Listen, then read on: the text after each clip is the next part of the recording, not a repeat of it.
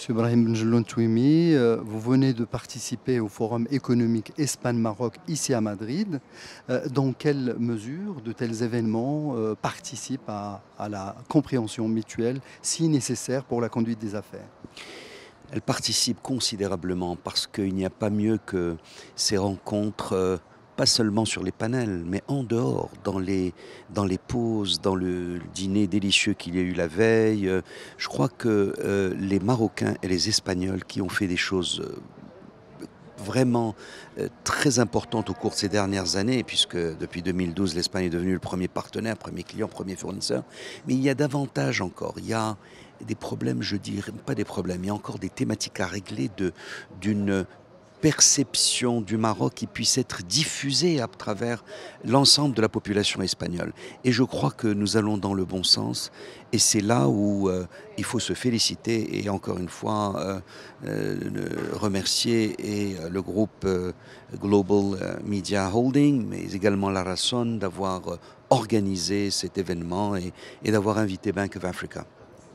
Bank of Africa, justement, a présenté son expérience de terrain à cette occasion.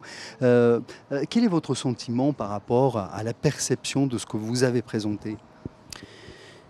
C'est écouter sur la foi des échanges, je crois que il me semble que l'audience, pas simplement par rapport à ma propre intervention, mais qu'il y a véritablement un team Maroc. Que ça soit qu'on vienne du public ou du privé, les Marocains sont absolument alignés sur la nécessité que la relation maroco-espagnole puisse se renforcer davantage et davantage, pas seulement au nom de l'histoire, au nom de l'avenir, et pas seulement en bilatéral, mais également vers l'Afrique. Il y a je disais, et en ayant écouté un des membres du gouvernement, et c'était extrêmement juste, je crois que c'est le ministre du Commerce et de l'Industrie, en disant nous faisons partie d'un même pôle de production et donc d'exportation, et donc de rayonnement vers l'Afrique.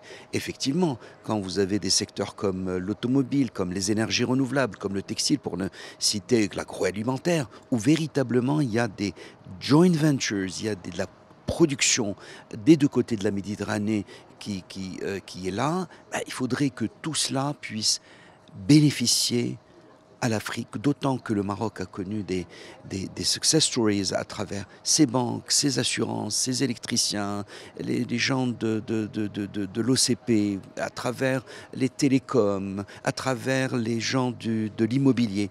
Et donc il y a à deux, je dirais, entre Marocains et Espagnols, nous serons encore plus forts pour pouvoir, encore une fois, aller au-delà du commerce. Il faut aller au-delà de l'aide, c'est le trade, le commerce. Aller au-delà du commerce, c'est l'investissement. Et l'investissement générera des flux d'échanges et puis générera quelque chose de fondamental qui a une connaissance encore plus approfondie entre les deux partenaires, des liens humains, le transfert de compétences, transfert d'expérience. Et je crois que c'est ça un peu la magie du partenariat. D'ailleurs, c'est pas par hasard que le partenariat représente un des 17 objectifs de développement durable établis par les Nations Unies en 2015 pour l'horizon 2030, qui est très proche.